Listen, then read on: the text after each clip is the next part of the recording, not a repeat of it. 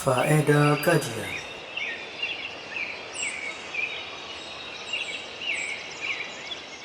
Jadi tauhid itu terbagi menjadi tiga. Tauhid itu terbagi menjadi tiga.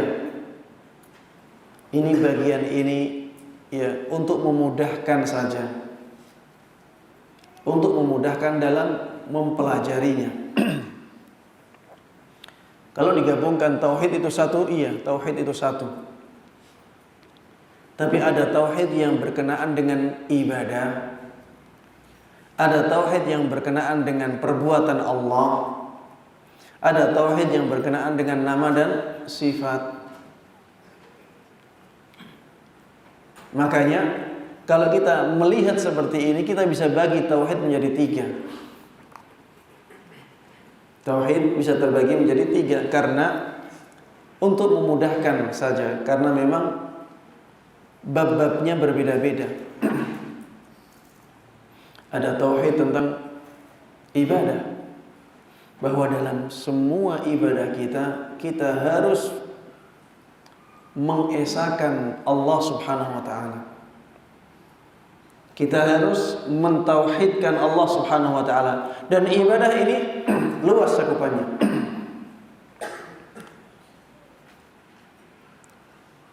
Tauhid ibadah ini disebut juga dengan tauhid uluhiyah.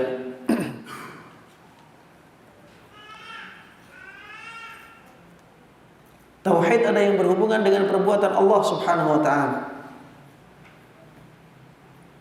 yaitu bahwa Allah lah satu-satunya pencipta alam semesta. Perbuatan Allah menciptakan alam semesta.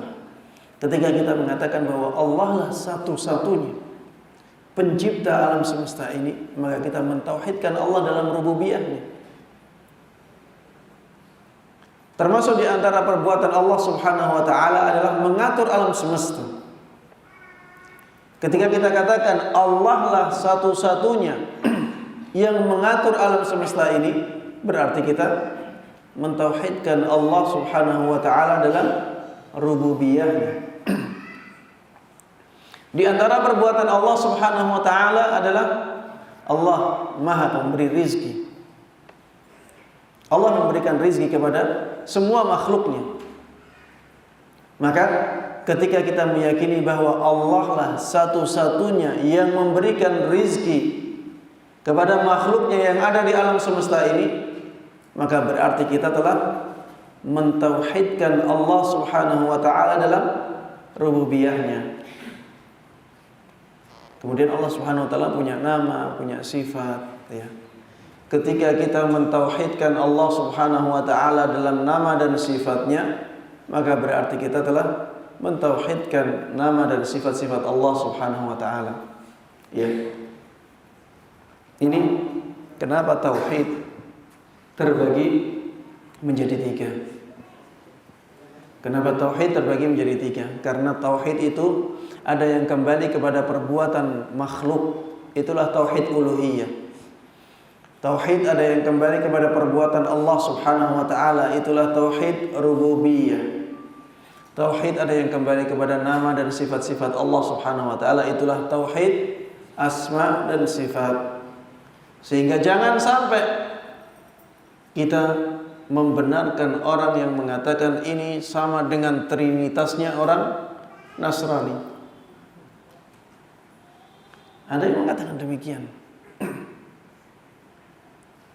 Tauhidnya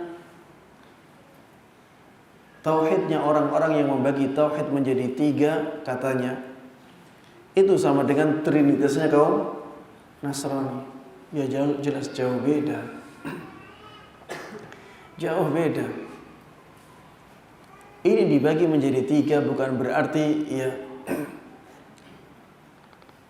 berarti tiga-tiganya ini untuk sesuatu yang berbeda.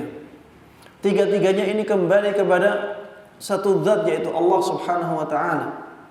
Tauhid uluhiyah adalah untuk mentauhidkan Allah Subhanahu wa taala. Tapi masalah ibadah. Tauhid rububiyah adalah untuk mentauhidkan Allah Subhanahu wa taala, tapi dalam rububiyahnya. Tauhid asma wa sifat juga demikian, untuk mentauhidkan Allah Subhanahu wa taala. Tapi dalam asma dan sifatnya, dalam nama dan sifatnya Allah Subhanahu wa taala. Berbeda dengan Trinitas ya. Ada Tuhan Bapa, ada Tuhan Anak, ada Ruh Kudus. Dan tiga-tiganya ini berbeda ya. Pembagian tauhid menjadi tiga ini bukan sesuatu yang baru. Bukan sesuatu yang baru. Sebenarnya dari zaman Nabi Muhammad SAW sudah ada tiga-tiganya ini. Hanya saja orang-orang yang datang setelahnya menjelaskan, ini loh yang ada dahulu itu bisa dijabarkan seperti ini. Bukan di zaman Nabi tidak ada. Di zaman Nabi sudah ada.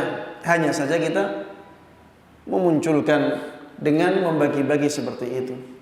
Seperti misalnya ya, kalau ada orang mengatakan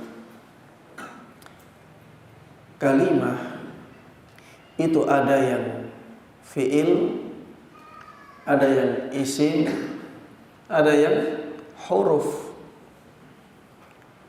Itu adanya ketika dibukukan ilmu nahwu. Ada kesimpulan yang seperti itu. Ada fi'il, ada isim, ada huruf. Ini kesimpulan, bukan berarti tiga-tiganya ini adanya ketika nahwu dibukukan, tidak. Sudah ada di zaman dulu ketika bahasa Arab muncul. Sudah ada itu. Hanya saja ketika dibukukan, dijabarkan, disimpulkan oleh para ulama. Setelah mereka meneliti dengan penelitian yang menyeluruh, mereka menyebutkan ada tiga macam kalimat dalam bahasa Arab. Ada yang fi'il jenisnya, ada yang jenisnya isim, ada yang jenisnya huruf. Pembagian tauhid juga demikian. Tauhid ini sudah ada di zaman Nabi Muhammad SAW. Ketika para ulama membukukan untuk memudahkan penjelasan, maka dibuatlah kesimpulan itu. Jadi sebenarnya sudah ada, hanya saja ini dimunculkan biar lebih jelas. Ya. Sehingga sangat tidak sama ya antara pembagian tauhid menjadi tiga dengan konsep trinitasnya orang-orang Nasrani sangat berbeda.